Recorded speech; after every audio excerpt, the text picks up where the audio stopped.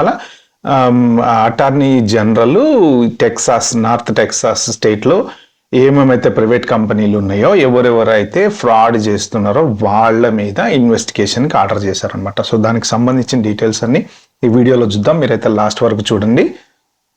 Main ఇది ఎక్కడ start అయింది అంటే ఆ సరా అనే ఆమె ఎప్పుడైతే ఎక్స్పోజ్ మొదలు పెట్టిందో ఆ పర్టికులర్ కంపెనీస్ దగ్గర నుంచి మొదలైంది అనమాట. You can always quit doing bad things, right? And then damages are less. Because we're going to find out what the truth is, and certainly other people, if there are other companies doing this, which I would guess there are, if they are violating our laws or deceiving consumers, we're going to find out. I mean, we're word of mouth. We end up finding out. People complain, they follow you, and then it gets spread around. As I said, I think you've pretty much gone viral on this, and so a lot of people are going to know about this. Yeah. So one, I'd encourage stop.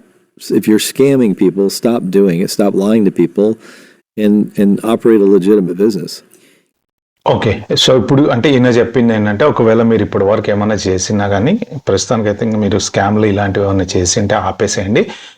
ఏదున్నా సరే మేమైతే find out చేస్తాము. డెఫినెట్గా find out చేసిన తర్వాత దాన్ని బట్టి ఇంకా ఫైన్ వేయాలా లేకపోతే ఏంటనేది. సో అయితే ఏంటంటే యాక్చువల్గా ఇక్కడ ఈమెకి చాలా ఈమెయిల్స్ వస్తున్నాయి. అంటే ఇప్పుడు ఇదే వీడియోలో ఇంకా ఫర్దర్ డౌన్ కంటిన్యూ అయితే ఆమె ఏం చెప్పిందంటే నాకు చాలా మంది ఈమెయిల్స్ పెడుతున్నారు. దాంట్లో ఎవరెవరైతే వైట్ అమెరికన్సో లేకపోతే లోకల్ అమెరికన్ పాస్పోర్ట్ ఉన్నటువంటి వాళ్ళు ఏంటంటే నేను సాఫ్ట్వేర్ ప్రోగ్రామర్ని, నాకు టాలెంట్ ఉంది కానీ నాకు జాబ్ దొరకట్లేదు. ఎందుకు దొరకట్లేదు అంటే ఎక్కడికి పోయినా ఇండియన్సే ఉంటున్నారు, వాళ్ళ వల్ల నాకు అవకాశం రావట్లేదు, అందుకని చెప్పి నేను జాబ్లు వేసుకుంటూ పోవాల్సి వస్తుందని అలాంటి ఈమెయిల్స్ చాలా వచ్చినాయి.